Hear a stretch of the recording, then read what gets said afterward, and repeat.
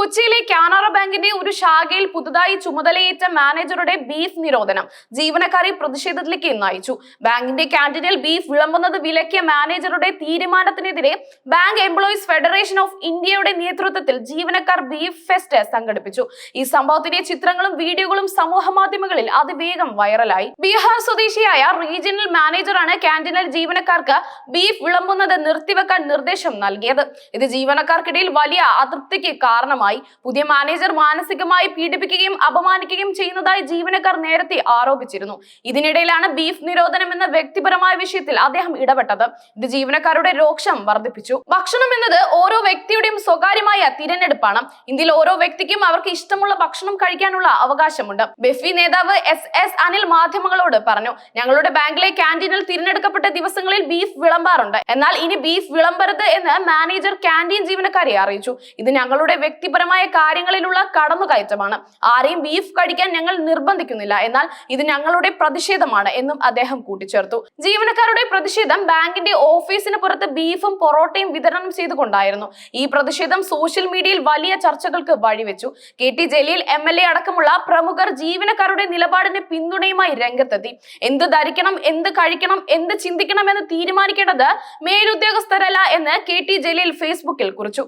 ഇതൊരു ഒറ്റപ്പെട്ട സംഭവമല്ല. 2017 സമാനമായ ഒരു പ്രതിഷേധം കേരളത്തിൽ നടന്നിരുന്നു. കന്നുകാലി ചന്തകളിൽ കശാപ്പിനായി കന്നുകാലികളെ വിൽക്കുന്നത് നിരോധിച്ചുകൊണ്ടുള്ള കേന്ദ്ര സർക്കാർ ഉത്തരവിനെതിരെ നിരവധി സംഘടനകൾ കേരളത്തിലുടനീളം ബീഫ് ഫെസ്റ്റുകൾ സംഘടിപ്പിച്ചിരുന്നു. ഈ സംഭവങ്ങൾ അന്ന് വലിയ രാഷ്ട്രീയ ചർച്ചകൾക്ക് വഴിയൊരുക്കി. ഈ സംഭവം ഒരു ബാങ്ക് ജീവനക്കാരുടെ പ്രതിഷേധം എന്നതിലുപരി വ്യക്തിപരമായ സ്വാതന്ത്ര്യത്തിനും ഭക്ഷണ തിരഞ്ഞെടുപ്പിനുമുള്ള അവകാശത്തിനു വേണ്ടിയുള്ള ഒരു പോരാട്ടമായി വളർന്നിരിക്കുന്നു. ബലപ്രയോഗത്തിലൂടെ വ്യക്തിപരമായ കാര്യങ്ങളിൽ ഇടപെടാനുള്ള ഒരു ഉദ്യോഗസ്ഥന്റെ ശ്രമം അതൊരു ഉൽപ്പന്നത്തിന്റെ ഉപയോഗം തടയുന്നതാലും ഒരു പ്രതിഷേധത്തിന് കാരണമാകാൻ സാധ്യതയുണ്ട്. ഇന്ത്യയിൽ ബീഫ് ഒരു രാഷ്ട്രീയ വിവാദ വിഷയമാണ്. വിവിധ സംസ്ഥാനങ്ങളിൽ ബീഫ് നിരോധിക്കപ്പെട്ടിട്ടുണ്ട്. എന്നാൽ കേരളം പോലുള്ള സംസ്ഥാനങ്ങളിൽ ബീഫ് ഒരു പ്രധാന ഭക്ഷ്യവസ്തുവാണ്.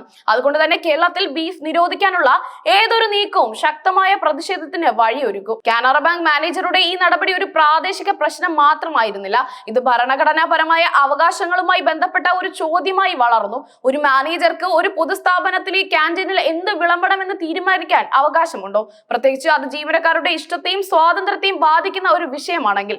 ഈ ചോദ്യങ്ങൾ സമൂഹ മാധ്യമങ്ങളിൽ വലിയ ചർച്ചകൾക്ക് വഴിവെച്ചു. ഈ പ്രതിഷേധം മറ്റു സംഘടനകൾക്കും ഒരു സന്ദേശം നൽകുന്നു. ബീഫ് എന്നത് കേവലം ഒരു ഭക്ഷണം മാത്രമല്ല, അത് പലരുടെയും സംസ്കാരത്തിന്റെയും ജീവിത രീതിയുടെയും ഭാഗമാണ്. ഇത്തരം വിഷയങ്ങളിൽ അധികാരികൾ ഇടപെടുന്നത് വ്യക്തിപരമായ സ്വാതന്ത്ര്യത്തിന്മേലുള്ള കടന്നുകയറ്റമായി വ്യാഖ്യാനിക്കപ്പെടാം. ഈ സംഭവം കേരളത്തിലെ പൊതുസമൂഹത്തിൽ വീണ്ടും ബീഫ് രാഷ്ട്രീയത്തെക്കുറിച്ച് ചർച്ചകൾക്ക് തുടക്കമിട്ടിരിക്കുകയാണ്. ഒരു മാനേജറുടെ തന്നിഷ്ടപ്രകാരമുള്ള തീരുമാനം വലിയൊരു രാഷ്ട്രീയ പ്രതിഷേധത്തിന് കാരണമായി മാറിയിരിക്കുന്നു. ഇത് ഇന്ത്യൻ സമൂഹത്തിലെ ഭക്ഷണ തിരഞ്ഞെടുപ്പിന്റെയും വ്യക്തിപരമായ സ്വാതന്ത്ര്യത്തിന്റെയും പ്രാധാന്യം എത്രത്തോളം ഉണ്ടെന്ന് വ്യക്തമാക്കുന്നു. മാനേജറുടെ മോശം പെരുമാറ്റത്തെക്കുറിച്ചുള്ള ജീവനക്കാരുടെ പരാതികൾ ബീഫ് നിരോധനത്തെക്കാൾ ഗൗരവമേറിയതാണ്. ഒരു വനിതാ ജീവനക്കാരിയെ മാനേജർ ഉപഭോക്താവിന്റെ മുന്നിൽ വെച്ച് അപമാനിച്ചെന്നും കീഴ് ജീവനക്കാരെ അടിമകളെ പോലെ കാണുന്ന അദ്ദേഹത്തിന്റെ ഈ സമീപനവും പ്രതിഷേധക്കാർ ചൂണ്ടിക്കാട്ടുന്നു. ഒരു തൊഴിലിടം സൗഹൃദപരവും എല്ലാവർക്കും തുല്യ അവസരങ്ങൾ നൽകുന്നതുമായിരിക്കണം. അടിച്ചമർത്തലുകളും വ്യക്തിപരമായ വിശ്വാസങ്ങളുടെ അടിച്ചേൽപ്പിക്കലും ഒരു ആരോഗ്യകരമായ തൊഴിൽ അന്തരീക്ഷത്തിന് യോജിച്ചതല്ല. ഈ പ്രതിഷേധം മറ്റ് സ്ഥാപനങ്ങൾക്കും ഒരു മുന്നറിയിപ്പ് നൽകുന്നുണ്ട്. ഒരു ഉദ്യോഗസ്ഥന്റെ വ്യക്തിപരമായ അജണ്ടകൾ പൊതുസ്ഥാപനങ്ങളിൽ അടിച്ചേൽപ്പിക്കാൻ ശ്രമിച്ചാൽ ശക്തമായ തിരിച്ചടി നേരിടേണ്ടി വരുമെന്ന് ഈ സംഭവം തെളിയിക്കുന്നു. അതേസമയം ഈ വിഷയത്തിൽ ബാങ്ക് മാനേജറിന്റെ ഔദ്യോഗിക പ്രതികരണം ഇനിയും പുറത്തു വന്നിട്ടില്ല.